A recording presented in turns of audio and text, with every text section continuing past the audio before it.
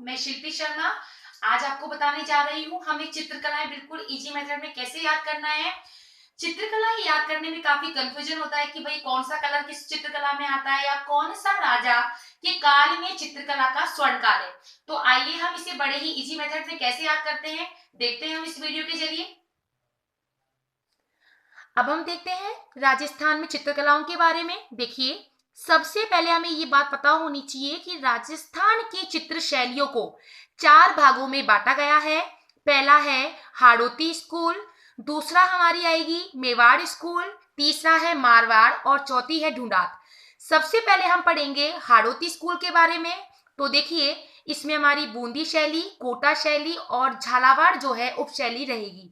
वैसे भी हाड़ौती एरिया है, कोटा, बूंदी, बारा, झालावाड़ को हम बोलते हैं। आइए इनमें सबसे पहले देखते हैं हम बूंदी शैली के बारे में। हाड़ौती स्कूल की मूल शैली है राव भाव सिंह का शासनकाल, ये स्वर्ण काल है। तो हमें इसे ऐसे याद करना है कि अगर हम बूंदी खरीदने जाएंगे, किसी भी दुकानदार से बूंदी खरीदने जाएंगे, अर्थात राजस्थान में नुक्ती बोलते हैं जिसे, तो हम पूछेंगे भैया इसका भाव क्या है। तो भाव से हो गया भाव सिंह।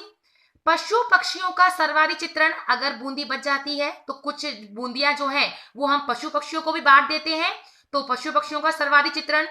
इसके अलावा प्रमुख विषय जो है राग रागिनियां, ऋतु वर्णन, 12 मासा, नायिका भेद, कार के दृश्य और हाथियों की लड़ाई। रंग है लाल और हींगलू। वैसे भी बूंदी का जो रंग है वो लाल और हींगलू रंग का होता है, तो याद करने में कोई दिक्कत आनी ही नहीं चाहिए। अब विषय हमें कैसे याद करने हैं आइए वो देखते हैं। राग रागिनियां, ऋतु वर्णन, 12 मासा। जब हमारी बूंदी बच गई तो हम किसी लड़की के साथ अर्थात नायिका के साथ कार में बैठकर इसको बांटने जा रहे थे बूंदी को। कोई भी मास ले लो किसी भी सुंदर ऋतु में, तो ऋतु वर्णन 12 मासा हो गया। और गाना चल रहा था, अच्छी सी राग में गाना चल रहा था, राग रागिनियां हो गया। और इन सबको देखकर 2 हाथी लड़ने लग गए कि भैया हमें भी बूंदी चाहिए, तो हाथियों की लड़ाई। इसके अलावा एक फैक्ट अलग से हमें याद करना है, बूंदी के दुर्ग के समीप ही राव उम्मेद सिंह द्वारा चित्रशाला का भी निर्माण कराया गया। अगली हमारी शैली है कोटा शैली। स्वर्णकाल है उम्मेद सिंह। तो देखिए, कोटा की कचौरी खाने की हमें उम्मीद है। बड़ा ही ठंड का मौसम है और कहीं से भी कचौरी मिल जाए तो बड़ा भाई मजा ही आ जाता है। तो देखिए, ठंड में कोटा कचौरी खाने की उम्मीद है। मैं आपको फिर से दोहरा देती हूँ कि बूंदी जो है उसका हमने भाव पूछा था तो भाव सिंह हो गया, और इसमें हमें उम्मीद है तो उम्मेद सिंह प्रथम जी का जो काल है वो स्वर्ण काल हो गया। इसका रंग है नीला, पीला, हरा। इसे हमें याद रखना है।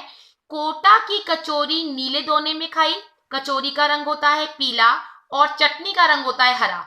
और जो दुकानदार है वो बोलता है कि मैडम थोड़ी और चटनी डालू क्या, तो देखिए डालू राम द्वारा चित्रित रागमाला सेट यहाँ का सबसे महत्वपूर्ण सेट है।